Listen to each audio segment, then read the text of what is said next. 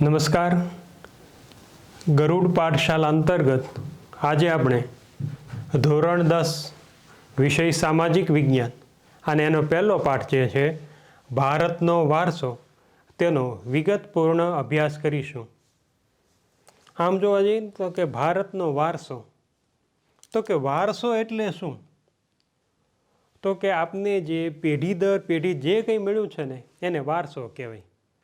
જેમ કે સંપત્તિ, દાદાની સંપત્તિ પપ્પાને મળે, પપ્પાની સંપત્તિ આપને મળે તો આ વારસામાં મળી કહેવાય. એવી જ રીતે જમીન, દાદાની જમીન હોય આપણા પપ્પાને મળે, આપણા પપ્પાની જમીન આપને મળે તો આ વારસામાં મળેલું કહેવાય. તો આ તો થઈ આપણી વાત.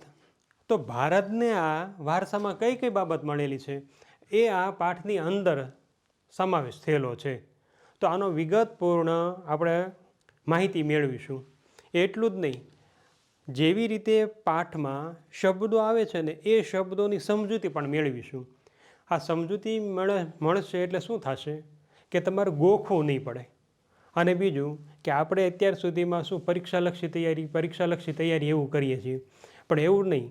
આજે શીખેલું તમને વર્ષો સુધી યાદ રહે આ માટે આપણે પ્રયત્ન કરવાનો. જો આવો પ્રયત્ન કરવા માટે શું કરવું પડે તો કે શબ્દની સમજૂતી મેળવી લેવી પડે. તો આપણે જેવી રીતે પહેલાં તમે આજે એક વિડીયો જોઈ લો, વિડીયોમાં સમજૂતી મળી જાય અને ત્યારબાદ તમે પાઠ્યપુસ્તક ખોલીને તમે વાંચજો. તમને જેવું પાઠ્યપુસ્તક વાંચતા જશો ને એમ તમને સમજાતું જશે. એટલે આમાં હું એક વસ્તુ વ્યવસ્થિત સમજાવીશ. જ્યાં પણ પ્રશ્ન લાગે કોમેન્ટ કરજો, એટલે એનો પાછો આપણે વિડીયો બીજો બનાવીશું. અને આ પાઠ જે છે એ 2 ભાગમાં આપણે કરીશું. આજે અડધો પાઠ અને ત્યારબાદ બીજો અડધો પાઠ. તો હવે શરૂ કરીએ આપણે. ભારતનો વારસો. એમાં જો શરૂઆતમાં લખેલું છે કે ભારત પ્રાચીન સંસ્કૃતિ ધરાવતો દેશ છે. ભારતના પ્રાચીન ગ્રંથ વિષ્ણુ પુરાણમાં ભારત વિશે એવું કહીને એક શ્લોક આપેલો છે. પણ એ પહેલાં આપણે આ લીટી છે ને 2 લીટી એ સમજી લઈએ કે ભારત પ્રાચીન સંસ્કૃતિ ધરાવતો દેશ. તો કે પ્રાચીન અને સંસ્કૃતિ આ 2 શબ્દો આવ્યા, પ્રાચીન અને સંસ્કૃતિ. તો પહેલાં સમજી લઈએ સંસ્કૃતિ એટલે શું. તો કે સંસ્કૃતિ એટલે જીવન જીવવાની રીત. આ જીવન રીત હોય ને દેશકાળ પ્રમાણે અલગ અલગ હોય. માની લો કે આપણે ગુજરાતમાં રહીએ છીએ તો પહેરવેશ અલગ છે, કર્ણાટક બાજુ રહેતા હશે તો એનો પહેરવેશ અલગ છે, રાજસ્થાનમાં રહેતા હશે તો એનો પહેરવેશ અલગ છે. તો આ જીવન જીવવાની રીત છે. એટલું જ નહીં, એનું ખાણીપીણીમાં એટલે કે જમવામાં પણ પહેરવેશમાં જેવી રીતે અલગ છે એ જ રીતે જમવામાં અલગ હશે. એ જ રીતે એમને રહેવાના એના રિવાજો, એના તહેવારો એ પણ અલગ છે. પણ જે સંસ્કૃતિમાં જે વાતાવરણ તમે રહ્યો છો એ જીવન જીવવાની રીત છે ને એ જ સંસ્કૃતિ છે. એ જ રીતે સંસ્કૃતિ એટલે માનવ મનનું ખેડાણ. માનવ મનનું ખેડાણ એટલે શું? જેમ જેમ સુધારો થતો જાય એમ આપણે પરિવર્તન આવતા જાય. પહેલાં લોકો ગુફામાં રહેતા હતા, ભટકતું જીવન જીવતા હતા, ત્યાંથી લઈને ઝૂંપડીમાંથી નાનું એવું મકાન, અને ત્યારબાદ આજે તમે જો તો આલિશાન ફ્લેટમાં લોકો રહેવા ટેવાઈ ગયેલા છે. તો કે આ માનવ મનનું ખેડાણ છે. એટલું જ નહીં, સુવિધાયુક્ત સાધનોનો પણ કેટલો બધો ઉપયોગ થાય છે. તો આ પણ માનવ મનનું ખેડાણ છે. એટલે સંસ્કૃતિનો સરવાળો કરો ને તો માનવ મનનું ખેડાણ છે. તો કે સંસ્કૃતિ એટલે આ ખાસ અગત્યનું છે, ગુફાથી ઘર સુધીની માનવ જાતની વિકાસ યાત્રા છે. ગુફાથી ઘર સુધીની માનવ જાતની વિકાસ યાત્રા છે. અને હજી પણ સુધારો થતો જ જાય છે.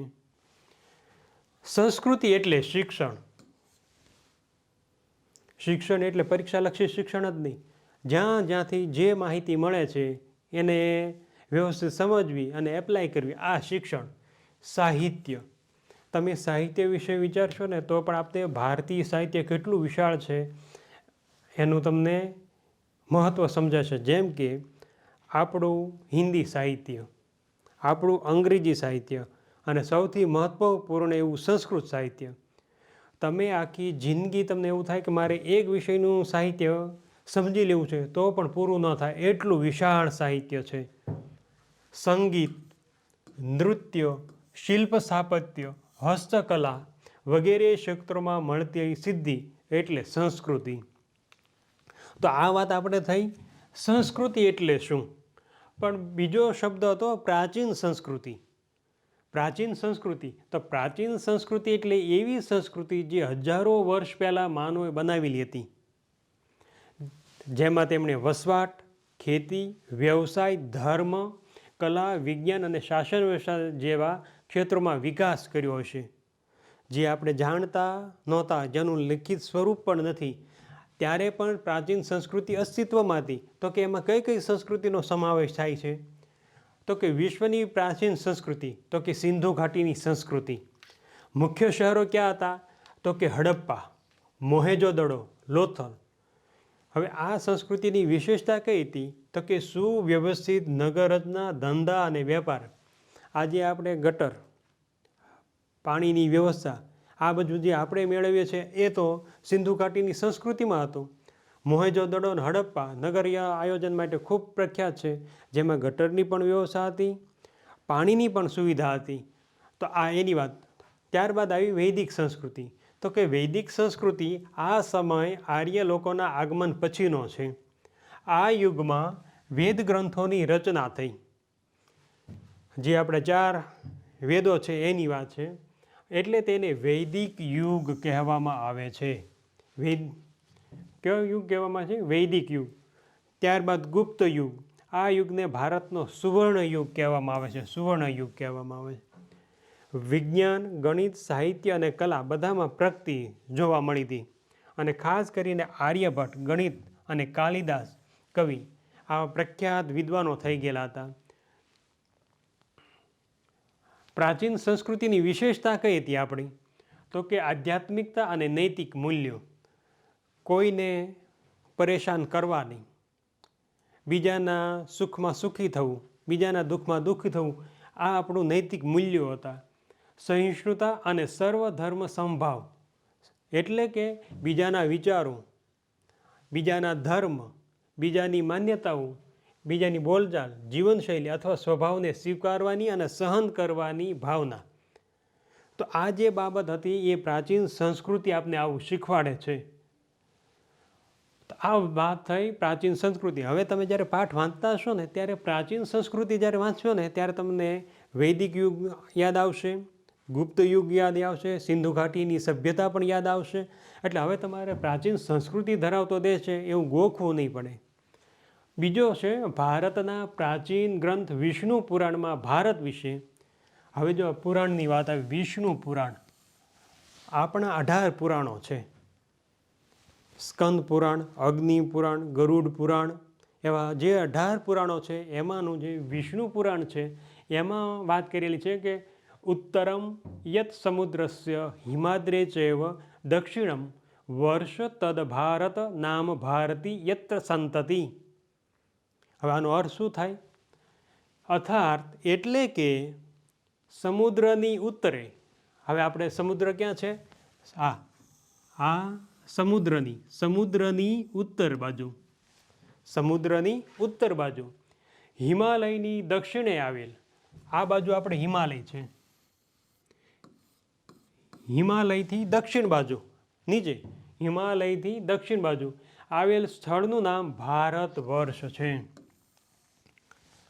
વિષ્ણુ પુરાણમાં વાત કરી દીધેલી કે સમુદ્રની ઉત્તરે અને હિમાલયની દક્ષિણે જે વિસ્તાર આવેલો છે તે ભારત વર્ષ છે. હવે આગળ, જેના સંતાનો ભારતીય છે, જે આ વિસ્તારમાં રહે છે, એના સંતાનો શું કહેવામાં આવે છે? તો કે ભારતીય કહેવામાં આવે છે. ભારતીય છે તેમ કહેવાયું છે. ભારતમાં શુભ કાર્ય પ્રારંભે લેવાતા સંકલ્પોમાં હવે કયા કયા નામે ઓળખાય છે? તો કે ભારત વર્ષ, ભારતખંડ, જંબુદ્વીપ, આર્યાવ્રત વગેરે શબ્દોનો ઉપયોગ થાય છે. પૂર્વ, પશ્ચિમ, દક્ષિણ 3 દિશાઓમાં સમુદ્ર, પૂર્વ, પશ્ચિમ, દક્ષિણ 3 બાજુમાં સમુદ્ર. ઉત્તર દિશામાં હિમાલયની ગિરિમાળા એવી કુદરતી સીમાઓ ધરાવતો આપણો દેશ છે. ઉત્તરમાં હિમાલયની સીમાઓ છે, ગિરિમાળાઓ છે. વિદેશ આપણા દેશની સમૃદ્ધિથી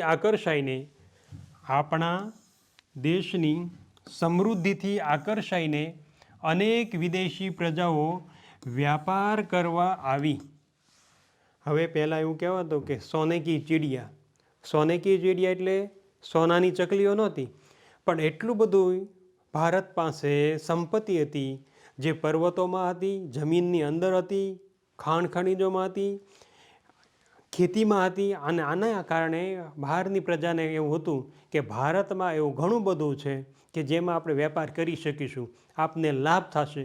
એને કારણે અનેક વિદેશી પ્રજાઓ વ્યાપાર કરવા માટે આવી હતી. વ્યાપાર કરવા આવી તો બરાબર, ત્યારબાદ સ્થાયી થઈ અને ભારતીય સંસ્કૃતિના મહાનદમાં એ ભળી ગઈ. એટલે આપણી જે સંસ્કૃતિ હતી એ સંસ્કૃતિને એ લોકો અપનાવતા થયા. એટલું જ નહીં, એ લોકો આવ્યા તો એની સંસ્કૃતિ આપણામાં જોડાય નહીં, આપણી સંસ્કૃતિ એમાં. તો આ સંસ્કૃતિનું શું થયું? આદાન પ્રદાન થયું.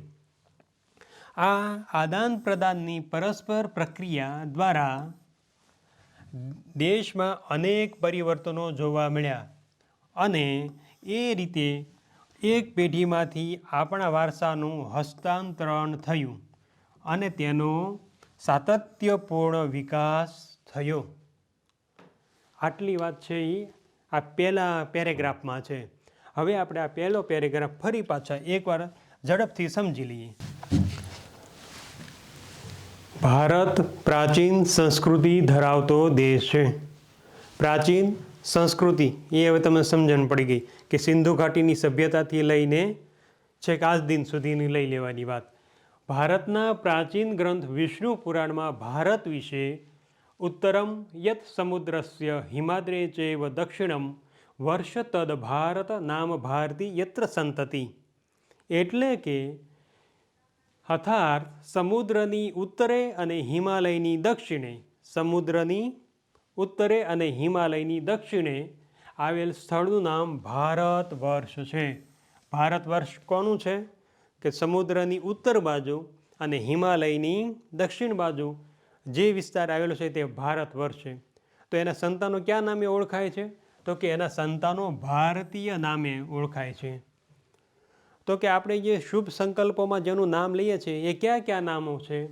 તો કે ભારત વર્ષ, ભારતખંડ, જંબુદ્વીપ, આર્યાવ્રત વગેરે શબ્દોનો ઉપયોગ થાય છે.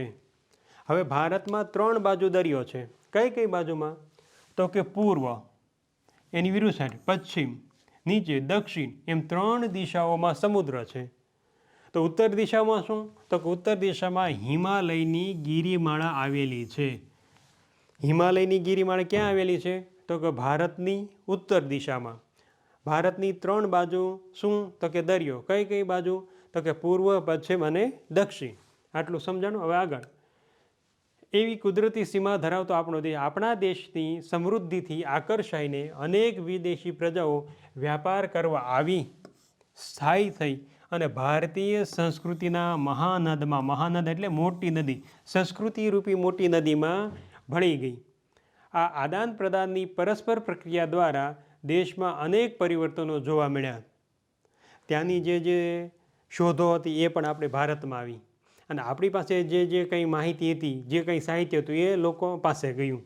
એટલે આદાન પ્રદાનની વાત છે.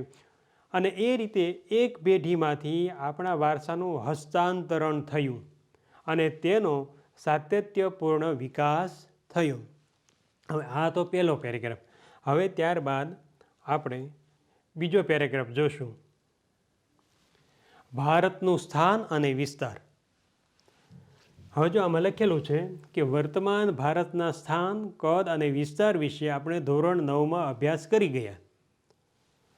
પ્રાચીન સમયનું ભારત ઘણું વિશાળ હતું અને હાલમાં પણ ભારતની વિસ્તારની દ્રષ્ટિએ વિશ્વમાં 7મા ક્રમે અને જનસંખ્યાની દ્રષ્ટિએ બીજું સ્થાન ધરાવે છે. હવે ધોરણ 9માં શીખી ગયા, પણ આપણે એનું થોડુંક વિહંગાવલોકન કરી લઈએ. કઈ રીતે? તો કે આપણે એવું કીધું કે વિશ્વમાં 7મું સ્થાન ધરાવે છે વિસ્તારની દ્રષ્ટિએ. ભારત વિસ્તારની દ્રષ્ટિએ કેટલામું સ્થાન ધરાવે છે? તો કે વિશ્વમાં 7મું સ્થાન ધરાવે છે. કેટલામું? તો કે 7મું સ્થાન ધરાવે છે. અને જનસંખ્યા, લોકોની જે સંખ્યા છે એમાં કેટલું? તો કે બીજું સ્થાન ધરાવે છે. બીજું સ્થાન ધરાવે છે. તો એટલે આપણે આપણી માહિતી માટે તો પહેલું બીજું સ્થાન કોણ ધરાવે છે વિસ્તારની, એ જોઈ લઈએ. તો કે વિસ્તારની દ્રષ્ટિએ પ્રથમ સ્થાન રશિયા, બીજું સ્થાન કેનેડા, ત્રીજું સ્થાન ચીન, ચોથું સ્થાન અમેરિકા, પાંચમું બ્રાઝિલ અને છઠ્ઠું ઓસ્ટ્રેલિયા અને સાતમું ભારત. હવે જો વસ્તીની દ્રષ્ટિએ છે તો વસ્તીની દ્રષ્ટિએ આપણા પાઠ્યપુસ્તકમાં એવું છે કે પ્રથમ સ્થાન ચીન ધરાવે છે અને બીજું સ્થાન ભારત ધરાવે છે. પણ અત્યારે જો સંખ્યા પ્રમાણે આપણે જોવા જઈએ ને તો હાલમાં ભારતની સંખ્યા સૌથી વધી જાય છે એટલે પ્રથમ સ્થાન થઈ જાય છે. પણ પાઠ્યપુસ્તકમાં હાલ બીજું સ્થાન છે તો આપણે પરીક્ષામાં પણ બીજું સ્થાન જાળવી રાખશું. આટલું સમજાઈ ગયું છે. હવે આગળ વૈવિધ્યસભર વારસો. વૈવિધ્યસભર વારસો એટલે વૈવિધ્યસભર એટલે બધી જ બાબતમાં આવી જાય. એ સાહિત્યની રીતે આવી જાય, પ્રકૃતિની રીતે આવી જાય, કુદરતની રીતે આવી જાય અને માનવ સર્જિત રીતે પણ આવી જાય. તો એની સમજૂતી મેળવી લઈએ. ભારત ભૂમિએ આપણને અને વિશ્વને સમૃદ્ધ અને વૈવિધ્યસભર વારસો આપ્યો છે. ભારતીય સંસ્કૃતિ શાંતિ પ્રિય રહી છે અને વેપારી રહી છે. શાંતિ પ્રિય એટલે કોઈને પણ પરેશાન ન કરવા, કોઈને હેરાન ન કરવા, બીજાના સુખમાં સુખી થવું, બીજાના દુઃખમાં દુઃખી થવું, આવી શાંતિપ્રિય અને વેપારી રહી છે. કારણ કે સમૃદ્ધિ તો હતી જ ભારત પાસે, એટલે શું હતું? વેપાર પણ હતો. ભારતની સંસ્કૃતિમાંથી સત, ચિત્ત અને આનંદનો અનુભવ પ્રાપ્ત થાય છે. ભારતની સંસ્કૃતિમાં હવે પરીક્ષામાં આવે કે ભારતની સંસ્કૃતિમાંથી શું પ્રાપ્ત થાય? તો સત, ચિત્ત અને આનંદ પ્રાપ્ત થાય છે. આની જે વિગતપૂર્વક વાત કરીએ આપણે. આ ઉપરાંત અહીં આવીને વસેલી ભિન્ન ભિન્ન સંસ્કૃતિ સાથેના આદાન પ્રદાન થકી ભારતીય સંસ્કૃતિ સમૃદ્ધ બની. તેણે અપનાવેલા અહિંસા અને શાંતિના મૂલ્યોની આજે વિશ્વભરમાં પ્રશંસા અને સ્વીકાર થયો છે. હવે આ ફરીવાર એક જોઈ લઈએ. ભારત ભૂમિએ આપણને અને વિશ્વને સમૃદ્ધ અને વૈવિધ્યસભર વારસો આપ્યો છે. આપણને તો આપ્યો પણ વિશ્વને પણ આપ્યો છે. ભારતીય સંસ્કૃતિ શાંતિપ્રિય અને વેપારી રહી છે. ભારતની સંસ્કૃતિમાંથી સત, ચિત્ત અને આનંદનો અનુભવ પ્રાપ્ત થાય છે. આ ઉપરાંત અહીં આવી વસેલી ભિન્ન ભિન્ન સંસ્કૃતિ સાથેના આદાન પ્રદાન થકી ભારતીય સંસ્કૃતિ સમૃદ્ધ બની. તેણે અપનાવેલ અહિંસા અને શાંતિના મૂલ્યોની આજે વિશ્વભરમાં પ્રશંસા અને સ્વીકાર થયો છે. હવે આપણે જોઈએ વૈવિધ્યસભર વારસો. પણ વારસો એટલે શું? વારસો એટલે પેઢી દર પેઢી ચાલી આવતી એવી અમૂલ્ય વસ્તુઓ જેનું મૂલ્ય ન આંકી શકાય તેવું. સંસ્કારોનું મૂલ્ય ન આંકી શકાય. વિચારધારા, જ્ઞાન, કલા, પરંપરા અને મૂલ્યો એટલે કે આપણા પૂર્વજોએ જે બનાવ્યું, વિચાર્યું અને જીવી બતાવ્યું તે જ આપણો ભારતીય વારસો. મતલબ કે સત્યની ખોજની વાત છે આ. વારસો એટલે પેઢી દર પેઢી ચાલી આવતી એવી અમૂલ્ય વસ્તુઓ, વિચારધારા, જ્ઞાન, કલા, પરંપરા અને મૂલ્યો એટલે કે આપણા પૂર્વજોએ બનાવ્યું, વિચાર્યું અને જીવી બતાવ્યું એ જ આપણો ભારતીય વારસો. વારસો એટલે આપણને આપણા પૂર્વજો તરફથી મળેલી અમૂલ્ય ભેટ. આટલું લખવાનું ખાસ. વારસો એટલે આપણને આપણા પૂર્વજો તરફથી મળેલી અમૂલ્ય ભેટ. સત, ચિત્ત અને આનંદ એ સંસ્કૃત શબ્દ છે. આપણે વાત કરી હતી સત, ચિત્ત અને આનંદ એ સંસ્કૃત શબ્દ સમૂહ છે. હવે સત એટલે શું? સત એટલે સત્ય અથવા તો અસ્તિત્વ, જે ક્યારેય નાશ પામતું નથી, સદા અસ્તિત્વમાં રહે છે તે, એટલે કે શાશ્વત સત્ય. સત એટલે શાશ્વત સત્ય, જે ક્યારેય નાશ ન પામે તેવું. ચિત્ત જ્ઞાન અથવા તો ચેતના, જ્ઞાન અથવા તો ચેતના શક્તિ, જેનાથી આપણે જાણીએ છીએ, વિચારીએ છીએ તે જાગૃત ચેતના. ચિત્ત એટલે જાગૃત ચેતના. અને જ્ઞાન. આનંદ, આનંદ એટલે સુખ કે પરમ આનંદ, જ્યાં દુઃખનો અણસાર પણ ન હોય તેવું શાંતિમય સુખ, એટલે કે અંતરનું પરમ સુખ. સત, ચિત્ત અને આનંદ. સત એટલે શાશ્વત સત્ય, ચિત્ત એટલે જ્ઞાન, આનંદ એટલે અંતરનું પરમ સુખ. આમ સત, ચિત્ત અને આનંદ એટલે સત્ય, જ્ઞાન અને સુખનું એકરૂપ સ્વરૂપ, એટલે સત, ચિત્ત, આનંદ. હવે ફરી વાર જોઈ લઈએ થોડું. ભારત ભૂમિએ આપણને અને વિશ્વને સમૃદ્ધ અને વૈવિધ્યસભર વારસો આપ્યો છે. ભારતીય સંસ્કૃતિ શાંતિપ્રિય અને વ્યાપારી રહી છે. ભારતની સંસ્કૃતિમાં છે સત એટલે શાશ્વત સત્ય, ચિત્ત એટલે જ્ઞાન અને આનંદ એટલે પરમ સુખનો અનુભવ પ્રાપ્ત થાય છે. તમને સત, ચિત્ત અને આનંદ કઈ રીતે? તમે એનું સાહિત્ય જોશો તો કોઈ જગ્યાએ બીજાનું દુઃખ અપાવવું, બીજાનું પડાવી લેવું એવા વિચારો નહીં આવે. અથવા તો એવું વાત આવે કે આવું કરવાથી કેવા કેવા પરિણામો ભોગવવા પડે, એની પણ વાત કરી લો. એટલે આપણી સંસ્કૃતિ, ભારતીય સંસ્કૃતિમાં શું જાણવા મળે તો કે સત, ચિત્ત અને આનંદનો અનુભવ પ્રાપ્ત થાય છે. આ ઉપરાંત અહીં આવીને વસેલી ભિન્ન ભિન્ન સંસ્કૃતિ સાથેના આદાન પ્રદાન થકી ભારતીય સંસ્કૃતિ સમૃદ્ધ બની. ભારતીય સંસ્કૃતિ કેવી રીતે સમૃદ્ધ બની તો કે આદાન પ્રદાનમાંથી, ભિન્ન ભિન્ન સંસ્કૃતિ સાથેના આદાન પ્રદાનથી ભારતીય સંસ્કૃતિ સમૃદ્ધ બની. તેણે અપનાવેલ અહિંસા અને શાંતિના મૂલ્યોની આજે વિશ્વભરમાં પ્રશંસા થાય છે. વારસો એટલે શું? એની વાત થઈ કે વારસો એટલે પેઢી દર પેઢી ચાલી આવતી એવી અમૂલ્ય વસ્તુઓ, વિચારધારા, જ્ઞાન, કલા, પરંપરા અને મૂલ્યો, એટલે કે આપણા પૂર્વજોએ જે બનાવ્યું, વિચાર્યું અને જીવી બતાવ્યું તે જ આપણો આ ભારતીય વારસો. વારસો એટલે આપણને આપણા પૂર્વજો તરફથી મળેલી અમૂલ્ય ભેટ. સત, ચિત્ત અને આનંદ એ સંસ્કૃત શબ્દ છે. હવે ત્યારબાદ તમે પાઠ્યપુસ્તકમાં જોશો તો ત્યારબાદનો પેરેગ્રાફ છે કે સિંધુ ખીણની સંસ્કૃતિના લોકોથી શરૂ કરીને આ દિન સુધીના લોકોએ ભારતને પોતાની આવડત, બુદ્ધિ, શક્તિ અને કલા કૌશલ્ય દ્વારા સમૃદ્ધ બનાવ્યું છે. હવે કલા કૌશલ્ય કેટલું સમૃદ્ધ હશે એ તમારે જોવું હોય તો અમુક અમુક મંદિરો છે જેનું શિલ્પ સ્થાપત્ય છે, તમે જોશો તો તમારી કલ્પના આજે નહીં આવે. તમને એવું થશે કે એટલા બધા સાધનો આજે પણ છે છતાં બનતું નથી, તો એ સમય કેવી રીતે બનાવ્યું છે? તો કે આ કલા કૌશલ્યના આધારે સમૃદ્ધ બનાવ્યું છે.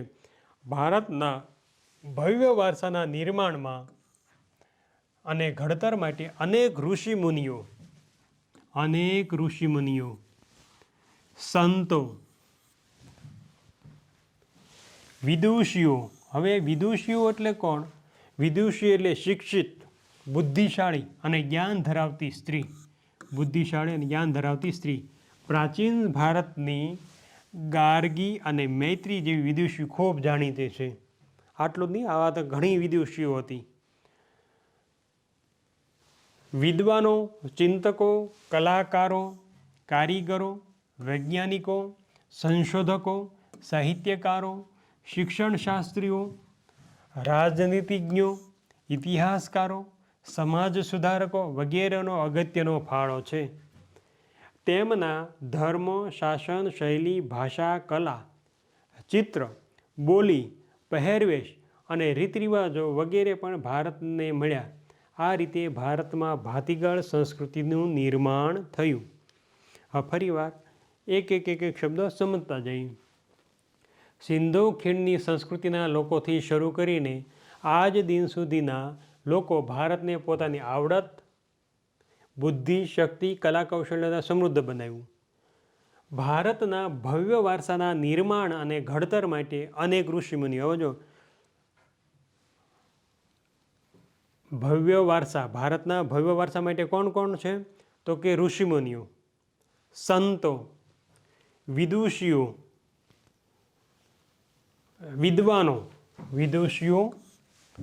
વિદ્વાનો, ચિંતકો, કલાકારો, કારીગરો, વૈજ્ઞાનિકો, સંશોધકો, સાહિત્યકારો, શિક્ષણશાસ્ત્રીઓ, રાજનીતિજ્ઞો, ઇતિહાસકારો, સમાજ સુધારકો વગેરેનો અગત્યનો ફાળો છે. હવે આ આપણે પરીક્ષા માટે પાછું જરૂરી છે કે ભવ્ય વારસા માટે, સંસ્કૃતિ માટે કોનો ફાળો મહત્ત્વનો છે આપણી સંસ્કૃતિ? તો કે ઋષિમુનિઓ, સંતો, વિદુષીઓ, વિદ્વાનો, ચિંતકો, કલાકારો, કારીગરો, વૈજ્ઞાનિકો, સંશોધકો, સાહિત્યકારો, શિક્ષણશાસ્ત્રીઓ, રાજનીતિજ્ઞો, ઇતિહાસકારો, સમાજ સુધારકો વગેરેનો ફાળો છે. તેમના ધર્મ, શાસન, શૈલી, ભાષા, કલા, ચિત્ર, બોલી, પહેરવેશ અને રીતરિવાજો વગેરે પણ ભારતને મળ્યા. આ રીતે ભારતમાં ભાતીગળ સંસ્કૃતિનું નિર્માણ થયું. દરેકના રીતરિવાજો અલગ હોય, દરેકના પહેરવેશ અલગ હોય, બોલી અલગ હોય, બાર ગાવે બોલી બદલાય એ વાત છે. ચિત્રો, કલા, દરેક વ્યક્તિએ કલાકાર અલગ અલગ હોય. ચિત્ર દોરતા હોય, બે જ વ્યક્તિ ચિત્ર, પણ બંને ચિત્રો અલગ અલગ દોરતા હોય, બંનેની કલા અલગ હોય. ભાષા, શાસન શૈલી, ધર્મ, આ બધાનો સમન્વય થયો ત્યારે ભાતીગળ સંસ્કૃતિનું નિર્માણ થયું છે. તો કે એવો પ્રશ્ન હોય કે ભાતીગળ સંસ્કૃતિનું નિર્માણ કેવી રીતે થયું? તો કે અલગ અલગ ધર્મ, શાસન શૈલી, ભાષા, કલા, ચિત્ર, બોલી, પહેરવેશ અને રીતરિવાજો આ બધેનો સુભગ સમન્વય થઈને ભારતમાં ભાતીગળ સંસ્કૃતિનું નિર્માણ થયું. આગળ સંસ્કૃતિનો અર્થ. વિડીયો ગમે, તમને સમજાય એવો હોય તો તમે લાઈક કરજો, શેર કરજો અને સબસ્ક્રાઈબ કરજો. એટલે જ્યારે આનો બીજો ભાગ આવે એટલે તરત તમને મળી જાય. ખાસ કરીને તમારા મિત્રો સુધી પહોંચે એવો પ્રયત્ન કરજો. 10મા ધોરણમાં તો બરાબર, પણ જે 9મા ધોરણમાં એડવાન્સ તૈયારી કરતા હોય એને પણ આ વિડીયો તમારા મિત્રો સુધી પહોંચતો કરજો. હવે સંસ્કૃતિનો અર્થ. સંસ્કૃતિ એટલે આપણે જે શરૂઆતમાં સમજણ મેળવી હતી ને એ જ છે. જીવન જીવવાની રીત. દેશ કે સમાજના કાળક્રમે બદલાતા સંજોગો અનુસાર જીવન જીવવામાં આવતા પરિવર્તનો. જો આ ખાસ અગત્યનું છે. આપણે પહેલાં મેળાવડા કરતા, હા કરતા, વચ્ચે એક કોરોના કાળ આવી ગયો ત્યારે બધાને ખબર પડી કે ના, આ ન કરી શકાય, સતત હાથ ધોવા જોઈએ. તો એ શું થયું?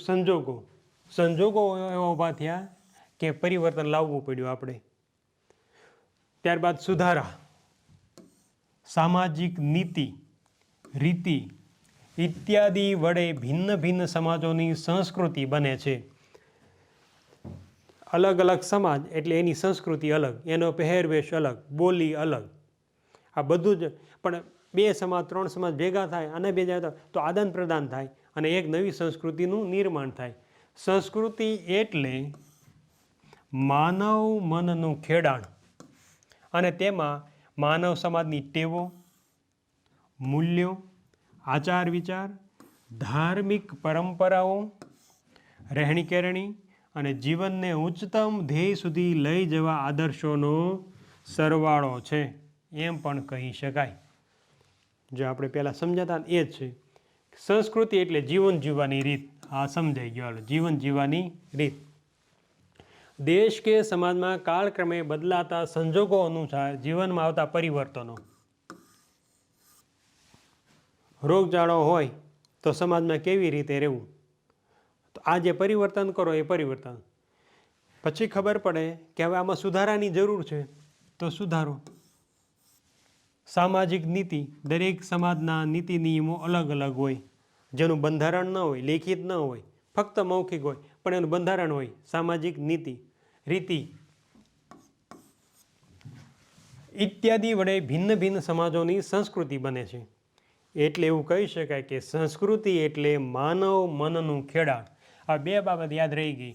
સંસ્કૃતિ એટલે જીવન જીવવાની રીત, બીજું સંસ્કૃતિ એટલે માનવ મનનું ખેડાણ. હવે આમાં કઈ કઈ બાબતનો, તો કે સમાજની ટેવો, એમના મૂલ્યો, આચાર વિચાર, એની ધાર્મિક પરંપરાઓ, રહેણી કહેણી અને જીવનને ઉચ્ચતમ ધ્યેય સુધી લઈ જવાના આદર્શોનો સરવાળો એમ પણ કહી શકાય. આ સંસ્કૃતિનો અર્થ છે. ત્યારબાદ આપણે ભારતીય સંસ્કૃતિનો વારસો. વારસો એટલે આપણને આપણા પૂર્વજો તરફથી મળેલી અમૂલ્ય ભેટ. આપણે પહેલાં સમજી લીધું. વારસો એટલે આપણને આપણા પૂર્વજો તરફથી મળેલી અમૂલ્ય ભેટ. ભારતનો ઇતિહાસ હજારો વર્ષ પુરાણો છે.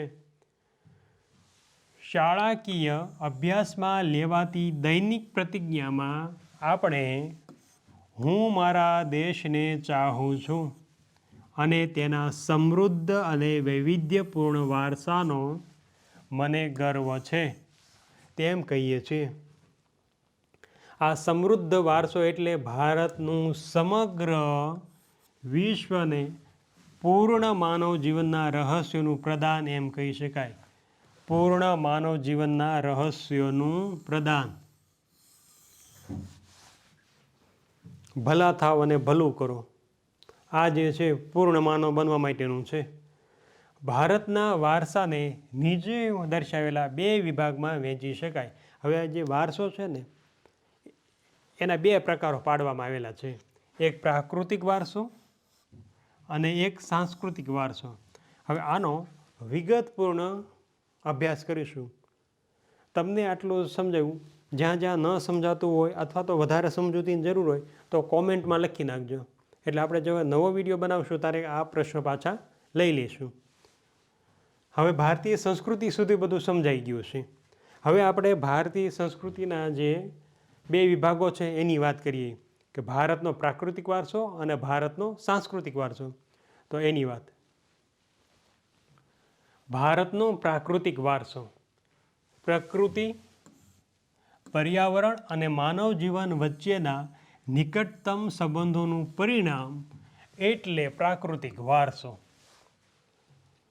હવે જો પ્રકૃતિ, પર્યાવરણ અને માનવ જીવન વચ્ચેના નિકટતમ સંબંધોનું પરિણામ એટલે પ્રાકૃતિક વારસો.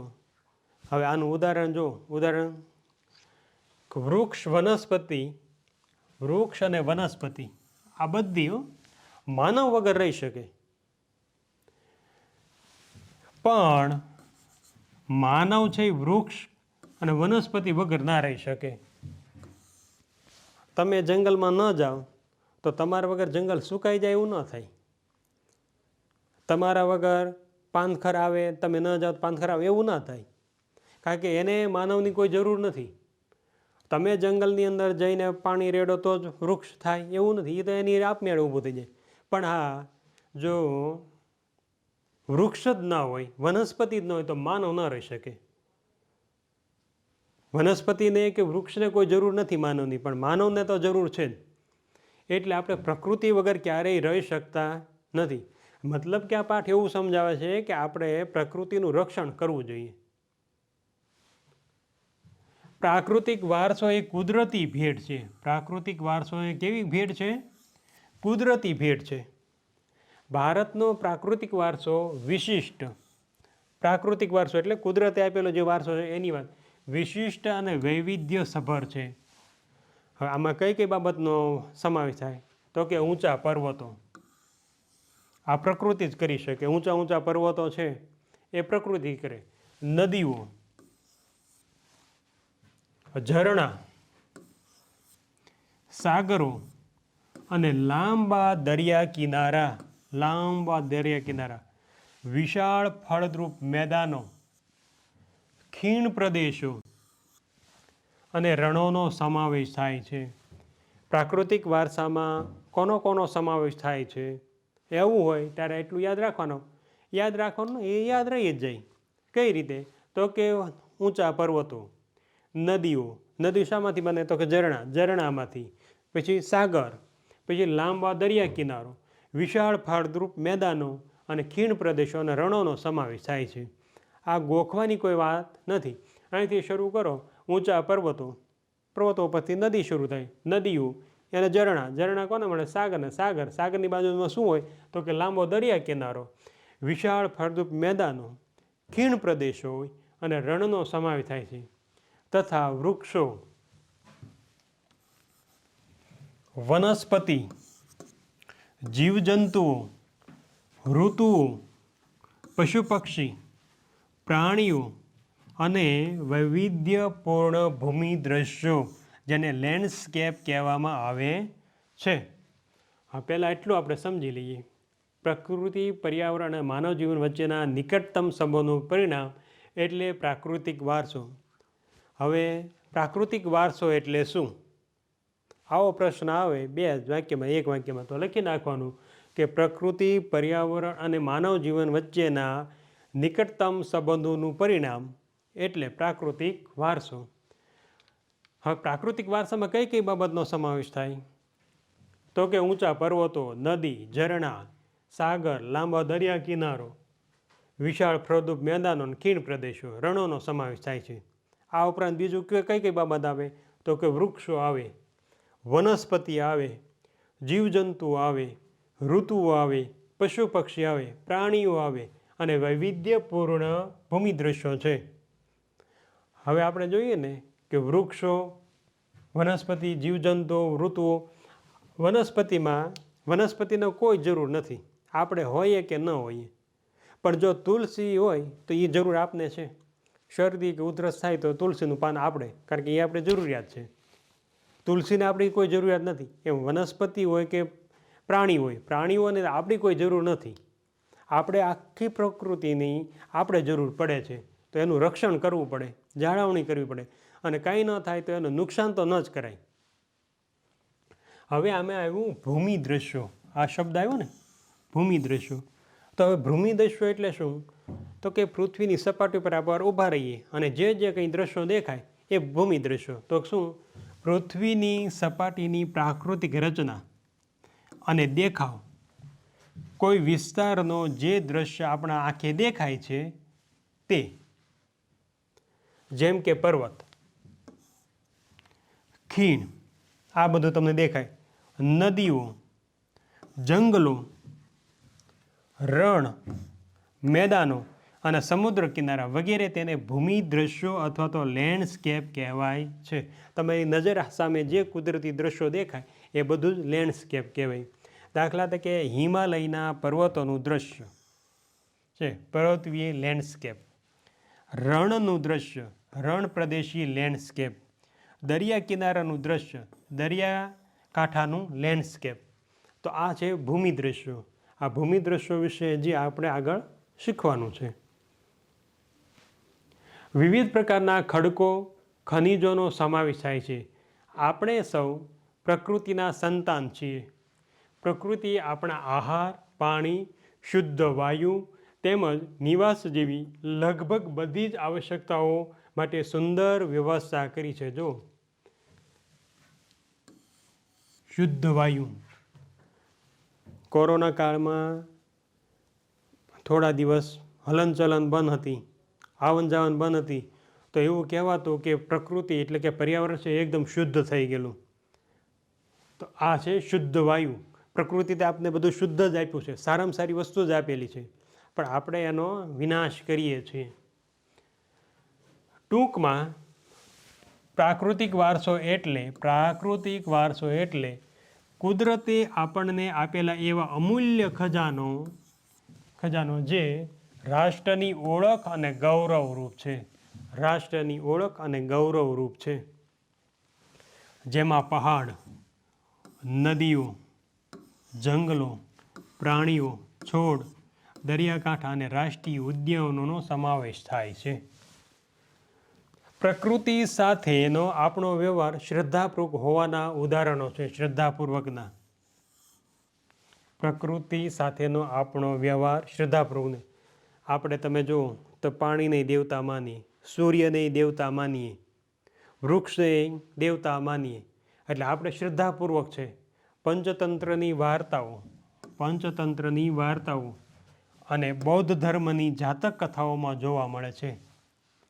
આપણા લોકસંગીતમાં અને શાસ્ત્રીય સંગીતમાં પણ ઋતુઓ અને પ્રકૃતિ સાથેનો સંબંધ જોવા મળે છે. આટલું જોઈએ કે પ્રકૃતિ સાથેનો વ્યવહાર શ્રદ્ધાપૂર્વક હોવાના ઉદાહરણો શામાં જોવા મળે છે? તો પંચતંત્રની વાર્તા અને બૌદ્ધ ધર્મની જાતક કથાઓમાં જોવા મળે છે. શામાં? પંચતંત્રની વાર્તામાં અને બૌદ્ધ જાતક કથાઓમાં. આ ઉપરાંત શાની સાથે? તો કે લોકસંગીત, શાસ્ત્રીય સંગીતમાં પણ ઋતુઓ અને પ્રકૃતિ સાથેનો સંબંધ. ઋતુઓ અને પ્રકૃતિ સાથેનો શામાં જોવા મળે છે? તો લોકસંગીત અને શાસ્ત્રીય સંગીતમાં જોવા મળે છે. આપણા ગીતો, તહેવારો, કવિતાઓ, ચિત્રોમાં પ્રકૃતિ અને ઋતુ ચક્રનું નિરૂપણ જોવા મળે છે. નિસર્ગોપચાર, નેચરોપથી, આયુર્વેદિક, યુનાની જેવી ચિકિત્સા પદ્ધતિ પ્રકૃતિ પર આધારિત છે. એવું કહેવાય છે કે જે રોગો ઘણીવાર મટતા નથી એ આયુર્વેદથી મટે છે. અને આયુર્વેદ ક્યાંથી? તો કે અહીં આપણે વનસ્પતિમાંથી જ મળે છે. હરડે, બરડે, બેરડા આ બધું છે ક્યાંથી મળે? પ્રકૃતિમાંથી. તો આપણે પ્રકૃતિ વગર રહી શકતા નથી. આગળ હવે આવ્યું ભૂમિ દ્રશ્યો. પહેલી હતી એ સમજૂતી હતી. ભૂમિ આકારો દ્વારા અનેક ભૂમિ દ્રશ્યોનું સર્જન જોવા મળે છે. દાખલા તરીકે હિમાલય પર્વત એ ભૂમિ આકાર છે. હિમાલયમાં અનેક પ્રકારની ઉપયોગી વનસ્પતિ, ખનિજો, અવનવા પશુ પંખી અને શિખરો બરફથી છવાયેલા રહે છે. તેનાથી મોટી નદીઓ બારે માસ ભરપૂર પાણીથી સમૃદ્ધ છે. તરાઈના જંગલો પણ ત્યાં આવેલા છે. શિયાળામાં બરફ પડે, ઉનાળામાં ઓગળે એટલે એ પાછું પાણી આવે એટલે નદી, પછી ચોમાસામાં પાછો વરસાદ આવે એટલે એ નદી. એટલે એ જે નદીઓ છે એ બારે માસ છે. ત્યાં કોઈ દિવસ પાણી સુકાતું નથી. તો પાણીને કારણે આપણે ઘણા બધા ફાયદાઓ થાય છે. ઉદ્યોગોને, ખેતીને, આપણે પીવામાં લાયક માટે બધી જ રીતે. એ જ રીતે ત્યાં જંગલો આવેલા છે. તો જંગલો પણ આપણે ઉપયોગી છે. હવે જો એમાં એવું લખેલું છે કે તરાઈના જંગલો આવેલા છે. જો આ તમારે ગોખવું પડે કે તરાઈના જંગલો આવેલા છે તો એક આપણે સમજવા માટે આપણા મનમાં પ્રશ્ન થવો પડે કે તરાઈના જંગલો આવેલા છે બરાબર, પણ એમાં શું હશે? તો એના વિશેની માહિતી વધારાની સમજી લઈએ આપણે. તરાઈનો વિસ્તાર હિમાલયની તળેટીમાં આવેલો છે. ક્યાં આવેલો છે? હિમાલયની તળેટીમાં. જ્યાં પર્વતોમાંથી ઉતરતી નદીઓનું પાણી જમીનમાં જતું રહે છે અને જમીન ભીંજાયેલી રહે છે. સતત કેવી રહે છે? ભીંજાયેલી રહે છે. અહીં ભેજયુક્ત આબોહવા અને ઉર્વર જમીન હોવાથી ઘન જંગલો જોવા મળે છે. ઘન જંગલો. આ જો પાઠ્યપુસ્તકમાં નહીં હોય, આ તરાઈના જંગલો વિશેની સમજૂતી માટે છે. એટલે તમારે તરાઈના જંગલો આવેલા છે તો તમારા મગજમાં એટલું જ આવવું પડે કે તરાઈના જંગલોમાં શું? તો કે હિમાલયથી જેટલી નદીઓ નીચે આવે છે એનું પાણી બધું કેમાં જાય છે? તો કે તરાઈના જંગલોના વિસ્તારોમાં. અને એના કારણે શું? ભીંજાયેલી રહે છે. અને ભેજયુક્ત હવા અને કારણે ઘન જંગલો જોવા મળે છે. હવે તરાઈના જંગલો ઉષ્ણકટિબંધ ભેજવાળા પર્ણપાતી જંગલો કહેવામાં આવે છે. તરાઈના જંગલો કેવા? ઉષ્ણકટિબંધીય ભેજવાળા પર્ણપાતી જંગલો કહેવામાં આવે છે. તરાઈના જંગલમાં ઉનાળામાં પાંદડા ઝરતા હોવાથી એટલે કે પાનખર હોય છે અને ચોમાસામાં નવી હરિયાળી દેખાય છે. તરાઈના જંગલોમાં સાગ, સાલ, શીશમ, બાંસ, જામુન, અર્જુન, આંબલી જેવા વૃક્ષો વધુ જોવા મળે છે. જો આ બધા જ આપણે ઉપયોગી થાય, આટલા બધા ઉપયોગી છે. આની કરતાં પણ વધારે આયુર્વેદિક ઔષધિ પણ એટલી થાય છે કે જે એ પણ આપને ઉપયોગી છે. તરાઈના જંગલોમાં હાથી, વાઘ, હરણ, રીંછ, વાંદરા જોવા મળે છે. હવે પ્રાણીની વાત, તરાઈના જંગલો આવેલા છે બરાબર છે, તો કે વૃક્ષો આવેલા છે, તો સાથે સાથે હાથી, વાઘ, હરણ, રીંછ, વાંદરા અને બીજા પશુ પ્રાણી તો હોય જ. હવે એમાં વરસાદ કેટલો પડે છે? તો કે 150થી 250 સેમી જેટલો પડે છે. આટલું વધારાનું હતું. હવે આગળ હિમાલયમાં અમરનાથ, બદ્રીનાથ, કેદારનાથ જેવા યાત્રા સ્થાનો અને નંદાદેવી જેવા શિખરો પણ આવેલા છે. આ હવે ગોખવાનું નથી. હિમાલયમાં કઈ અમરનાથ, બદ્રીનાથ, કેદારનાથ અને નંદાદેવી શિખરો આવેલા છે. ત્યારબાદ હવે નદીઓની વાત. પ્રાચીન કાળથી નદીઓ પ્રાકૃતિક માર્ગ પૂરો પાડતી રહી છે. પ્રાકૃતિક માર્ગ. ભારતીય સંસ્કૃતિ સિંધુ અને રાવી નદીના કિનારે પાલન પોષણ પામી. હવે આમ તો ભારતીય સંસ્કૃતિમાં નહીં, કોઈ પણ ગામ પહેલો વસવાટ જે છે ને નદી કાંઠાની બાજુમાં થયેલો છે. શા માટે? કે પહેલી જરૂરિયાત આપણે પાણીની છે. પાણી સરળતાથી મળી રહેશે તો ખેતી થઈ શકે, પશુ પ્રાણીને અને ઉપયોગ. એટલે હંમેશા નાનું ગામ હોય ને તો એ પણ નાની નદીના કિનારે જ વસવાટ થયેલો છે. તો હવે જે મોટી નદી હોય ત્યાં મોટી સંસ્કૃતિ ઊભી થાય. તો આ છે કે સિંધુ અને રાવી નદીના કિનારે પાલન પોષણ પામી છે.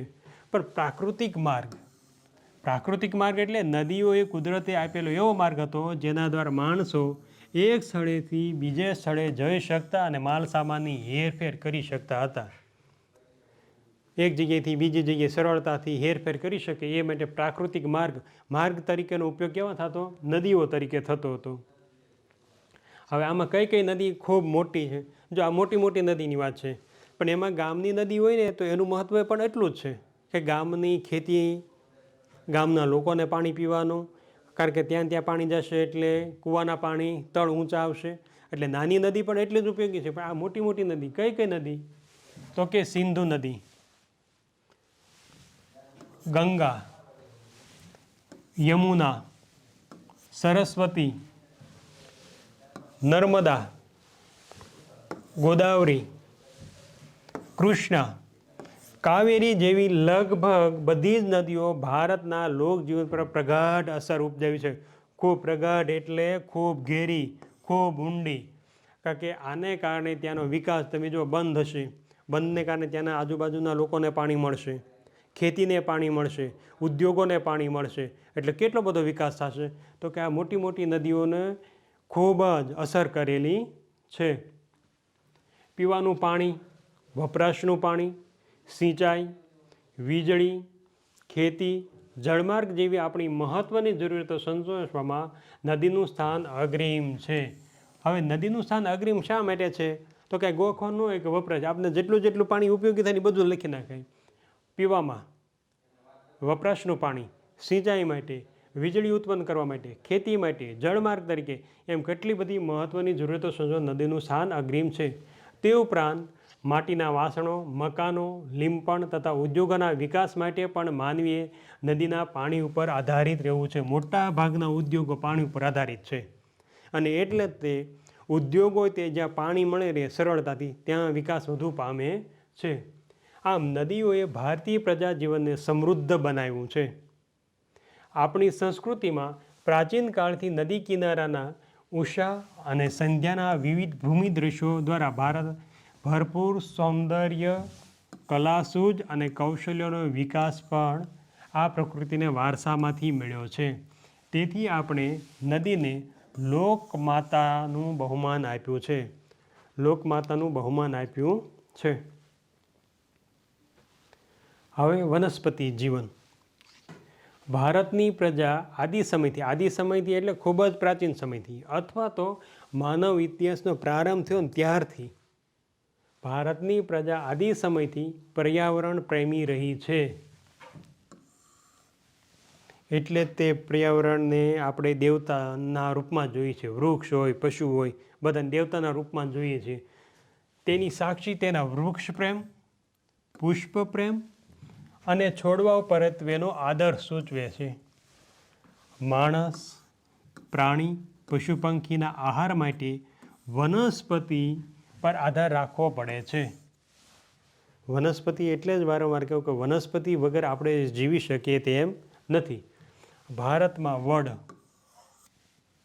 પીપળો, તુલસી વગેરેની પૂજા કરવામાં આવે છે, કારણ કે સૌથી વધારે ઓક્સિજન આપે છે. બીજું આયુર્વેદ તરીકે કામ આપે છે. ધૂપદીપ કરવામાં, એની પૂજા પણ કરવામાં આવે છે, ધૂપદીપ પણ કરવામાં આવે છે. વટ સાવિત્રી વ્રતમાં વડની પૂજા કરવામાં આવે છે. અનાજ, કઠોળ, તેલીબિયાના છોડ, ધન ધાન્યથી લહેરાતા ખેતરો, વન સમૃદ્ધિથી ભરેલા જંગલો અને ઔષધિઓ માટે ઉપયોગી છોડવાઓએ આપણા અતિ પ્રાચીન કાળથી જીવનને સમૃદ્ધ બનાવ્યું છે. હવે સૌથી અગત્યનું કે આપણે જે આયુર્વેદમાં મહત્વ સ્થાન ધરાવે છે તે હરડે, આંબળા, બહેરા, કુંવારપાઠું, અરડુસી, લીમડો વગેરે ઔષધિઓએ તથા મોગરો, ગુલાબ, કમળ, ડમરો, સૂરજમુખી, ચંપો, નિશાગંધા, જુઈ વગેરે જેવા પુષ્પોએ માનવ જીવનને ખૂબ જ સુંદર અને સુવાચિત અને નિરામય સમૃદ્ધ બનાવ્યું છે. હવે એટલા યાદ રાખીએ કે હરડે, આંબળા, બહેડા, કુંવારપાઠું, અરડુસી, લીમડો વગેરે ઔષધિઓ તથા મોગરો, ગુલાબ, કમળ, ડમરો, સૂરજમુખી, ચંપો, નિશગંધા, જુઈ વગેરે જેવા પુષ્પોએ માનવ જીવનને ખૂબ જ સુંદર, સુવાચિત, નિરામય અને સમૃદ્ધ બનાવ્યું છે. ખાલી આમાં આપ્યા છે એટલા જ નહીં. તમને કોઈ અલગ ફૂલોના નામ આવડતા હોય, વનસ્પતિ નામ, તો એની પણ એટલું જ મહત્ત્વ ધરાવેલું છે. આ તો નામ એટલા લખેલા છે એટલે તમે પાછા લખી તો શકો જ. આમ ભારતના સામાજિક ધાર્મિક જીવન પર વનસ્પતિનો અસરકારક પ્રભાવ રહ્યો છે. વન્યજીવન. પ્રાચીન સમયથી ભારત દેશ પ્રકૃતિ પ્રેમી હોવાથી સાથે સાથે પ્રાણી પ્રેમી સંસ્કૃતિ ધરાવતો દેશ પણ છે. વાઘ, સિંહ, હાથી, ગેંડો, શિયાળ, રીંછ, હરણ, રોજ, સાબર, સસલા, અજગર, સાપ, નાગ, નોળિયો, ઘો, શાહુડી જેવા અનેક જીવો જોવા મળે છે. વિશ્વમાં એશિયાઈ સિંહો, કયા સિંહો? એશિયાઈ સિંહો માત્ર ગુજરાતના ગીર જંગલોમાં જોવા મળે છે. એશિયાઈ સિંહો માત્ર ક્યાં? ગુજરાતના ગીર જંગલોમાં જોવા મળે છે. આપણી ધાર્મિક માન્યતાઓમાં લોકોએ કેટલાક વન્યજીવોને એટલે કે વાઘ, મોર, મગર, ગરુડ વગેરેને દેવીઓના વાહન તરીકે સ્થાન આપ્યું છે. આપણી રાષ્ટ્રીય મુદ્રામાં પણ 4 સિંહ. રાષ્ટ્રીય મુદ્રામાં કેટલા? 4 સિંહ દેખાય છે. 3, એક આગળ અહીંયા પણ એક પાછળ છે, એટલે 4 સિંહો, ઘોડો, હાથી તથા બળદની આકૃતિ મૂકીને તેનું મૂલ્ય આંક્યું છે. રાષ્ટ્રીય મુદ્રામાં કે કોણ? તો કે સિંહ, 4 સિંહ, ઘોડો, હાથી અને બળદની આકૃતિ મૂકીને તેનું મૂલ્ય આંક્યું છે. વળી આ વન્યજીવોની રક્ષા માટે અભયારણ્યો પણ બનાવી તેમના જીવનની સુરક્ષા માટે કાયદા પણ ઘડેલ છે. હવે અભયારણ્ય એટલે શું? તો કે વન્ય પ્રાણીઓ માટેનું સુરક્ષિત ક્ષેત્ર, એવું સ્થળ કે જ્યાં પ્રાણીઓ અને પક્ષીઓ સુરક્ષા મળે, એટલે કે તેમને મારવા કે પકડવા પર પ્રતિબંધ હોય, એને અભયારણ્ય કહેવામાં આવે છે. હવે પ્રાકૃતિક વારસો પૂરો, અને હવે ભારતનો સાંસ્કૃતિક વારસો. ભારતને ભારતે જગતને વિવિધતાપૂર્ણ અને સમૃદ્ધ વારસાની ભેટ આપી છે. સાંસ્કૃતિક વારસો એટલે માનવ સર્જિત વારસો. આ ખાસ સાંસ્કૃતિક વારસો. સાંસ્કૃતિક વારસો એટલે માનવ સર્જિત વારસો. માનવીએ પોતાના કુનેહ, બુદ્ધિ ચાતુર્ય, આવડત અને કલા કૌશલ્ય દ્વારા જે કંઈ પ્રાપ્ત કર્યું તેનું સર્જન કર્યું તેને સાંસ્કૃતિક વારસો કહેવાય છે. આર્યોથી શરૂ કરીને શકો, ક્ષત્રપ, કૃષાણ, હુણ, ઈરાનીઓ, તુર્ક, આરબો, મુઘલ, પારસીઓ, અંગ્રેજો, ફ્રેન્ચ વગેરે જેવી વિવિધ જાતિ પ્રજાતિઓ ભારતમાં આવી. વગેરે વિવિધ જાતિ પ્રજાતિઓ ભારતમાં આવ્યા. જાતિ એટલે શું? કે સમાન પ્રકારનો મોટો સમૂહ જેમાં શારીરિક અને જૈવિક લક્ષણો સરખા હોય. અને પ્રજાતિ એટલે પેટા પ્રકાર. જાતિ અને પ્રજાતિ આવી ને એની વાત છે. આ બધા વચ્ચે થયેલા આદાન પ્રદાનથી ભારતીય સંસ્કૃતિ સમૃદ્ધ બની. એમાં આ બધાનો સમન્વય થાય. કોણ? શકો, ક્ષત્રપ, કૃષાણ, હુણ, ઈરાની, તુર્ક, આરબો, મુઘલ, પારસીઓ, અંગ્રેજો, ફ્રેન્ચ આ બધાના આદાન પ્રદાનથી ભારતીય સંસ્કૃતિ છે એ સમૃદ્ધ બની છે. ત્યારબાદ પ્રાગ ઐતિહાસિક સમયથી પ્રાગ ઐતિહાસિક સમય હવે આપણે ફક્ત વાંચી લઈને ગોખી નાખીએ, પણ પ્રાગ ઐતિહાસિક સમય એટલે શું? તો કે પ્રાગ ઐતિહાસિક સમય એટલે ખૂબ જૂના સમયના અથવા ઇતિહાસ શરૂ થતાં પહેલાંનો સમય. પ્રાગ ઐતિહાસિક સમય એ લેખિત ઇતિહાસ પહેલાંનો સમય છે, જેમાં લોકો પ્રાચીન જીવન જીવતા હતા ને લખાણો અથવા દસ્તાવેજો ન હતા. જ્યારથી દસ્તાવેજો પણ ન હતા ત્યારના સમયથી ભારતે વિશ્વની પ્રજાઓનો સાંસ્કૃતિક વારસાઓની ઘણી બધી બાબતોની ભેટ આપી છે. ઉદાહરણ તરીકે શિલ્પ સ્થાપત્યની કલા આશરે 5000 વર્ષ જેટલી પ્રાચીન છે. શિલ્પ સ્થાપત્યની કલા કેટલા વર્ષ જૂની છે? 5000 વર્ષ જૂની છે. જેમાં સિંધુ ખીણ સંસ્કૃતિના પુરાતન અવશેષોને ગણી શકાય. જેમ કે તેમાંથી મળી આવેલી દેવદેવીઓની મૂર્ત પ્રતિમાઓ. દેવદેવીઓની કઈ કઈ બાબત મળી આવેલી? તો દેવદેવીઓની પ્રતિમાઓ, માનવના શિલ્પો, માનવ શિલ્પો, પશુઓ, રમકડા તેમજ દાઢીવાળા પુરુષનું શિલ્પ અને નર્તકીની મૂર્તિ જોઈને આપણને આપણા સાંસ્કૃતિક વારસા પ્રત્યે સ્વાભિમાન અને ગૌરવની લાગણી જન્મે છે. કે એટલી બધી એને કલા કારીગરીથી એટલા મૂર્તિ બનાવી છે તો એની પાસે સાધનો કેવા હશે? લોખંડ કે અથવા તો એ કોઈ પણ તાંબુ હશે ઓગાળવા માટેની એની પાસે કોઈ વ્યવસ્થા હશે. તો આ બધું જોવા જઈએ તો એની પાસે કેટલો ઇતિહાસ હશે, એની પાસે કેટલી આવડત હશે, એની સમજ આપને મળી શકે. આ જ ક્રમમાં મૌર્ય યુગની ઊંધા કમળની આકૃતિ ઉપર સિંહ અને વૃષભનું શિલ્પ, મૌર્ય યુગની છે. ઊંધા કમળની આકૃતિ પર સિંહ અને વૃષભનું શિલ્પ કયા યુગની વાત છે? તો કે મૌર્ય યુગમાં. ઊંધા કમળ ઉપર કોણ છે? તો કે સિંહ અને વૃષભનું શિલ્પ છે.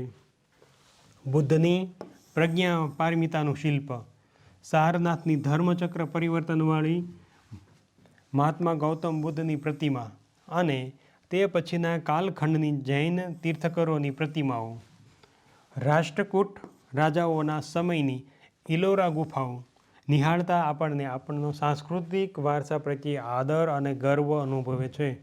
આ ઇલોરાની ગુફાઓ તમે જોતા હો તો તમને થાય કે આ કેટલા વર્ષે પૂરું થયું હશે, એના કારીગરોમાં કેટલી સૂઝ હશે. આ બધું આપણે નિરખીએ તો અંદાજ આવે અને તો એના પ્રત્યે આપણે લાગણી જન્મે અને નુકસાન કરતાં અટકીએ અને આપણો સંસ્કૃતનો ફેલાવો કરી શકીએ. આપણા સાંસ્કૃતિક વારસામાં મંદિરો, શિલાલેખો, સ્તૂપો, વિહારો, ચૈત્યો, મકબરા, મસ્જિદો, કિલ્લાઓ, ગુંબજો, રાજમહેલો, દરવાજા, ઇમારતો, ઉત્ખનન કરેલા સ્થળો તેમજ ઐતિહાસિક સ્મારકોનો સમાવેશ કરી શકાય છે.